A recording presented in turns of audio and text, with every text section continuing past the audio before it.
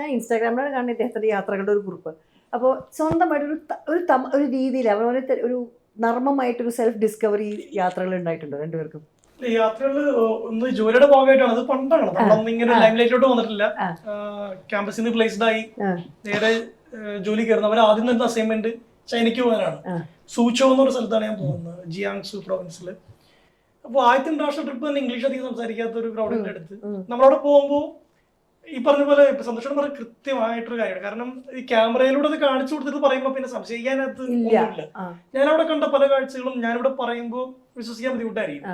ഞാനിവിടെ പോയപ്പോൾ കണ്ടത്, പിന്നെ നമ്മുടെ എനിക്ക് റിസർച്ച് നടത്തണം, കോളേജ് സ്റ്റുഡൻസിന് വെച്ചിട്ടാണ് റിസർച്ച് നടത്തേണ്ടത്. അവിടെ ലിവർപൂൾ സൂച്ചോ യൂണിവേഴ്സിറ്റിയിലാണ് നമ്മൾ പോയി പിള്ളേരെ എഡ്യൂക്കേറ്റ് ചെയ്യണം. അവിടെയാണ് പിള്ളേർ കുറച്ച് ഇംഗ്ലീഷ് അറിയുള്ളൂ.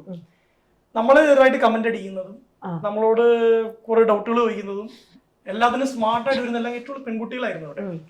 ഷോപ്പിങ്ങിന് പോയ സമയത്ത് ഞാൻ നോക്കുമ്പോൾ ഒരു കാഴ്ച കാണുന്നത്, ഒരു ചെറുക്കൻ ലേഡീസ് ബാഗ് ഇങ്ങനെ ഇട്ടിരിക്കുക, പെൺകുട്ടി ഫ്രണ്ടിൽ നടന്ന് ഓരോന്നും ഇങ്ങനെ എടുത്ത് വെക്കുന്നു, കൊച്ചിനെ പിടിച്ചിരുന്നു.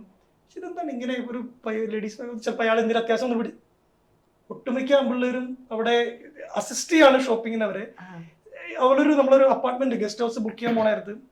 നമ്മളോട് സംസാരിക്കുന്ന, ഡീല് ക്ലോസ് ചെയ്യുന്ന എല്ലാം ലേഡിയാണ് ആ വീടിന്റെ. അവസാനം സൈൻ ചെയ്യാൻ നേരത്തെ അദ്ദേഹം വരുന്നുണ്ട്. അപ്പൊ നമ്മൾ ഇതിനെ കുറിച്ച് പിന്നെ എല്ലാ കാര്യത്തിലും ഈ പെൺകുട്ടികൾ ഒരു എക്സ്ട്രാ സ്മാർട്ടായിട്ട് ഒരു കാഴ്ച ഞാൻ ആദ്യമായിട്ട് കാണുന്നത് ഇന്ത്യക്ക് പുറത്ത് പോയപ്പോഴാണ്.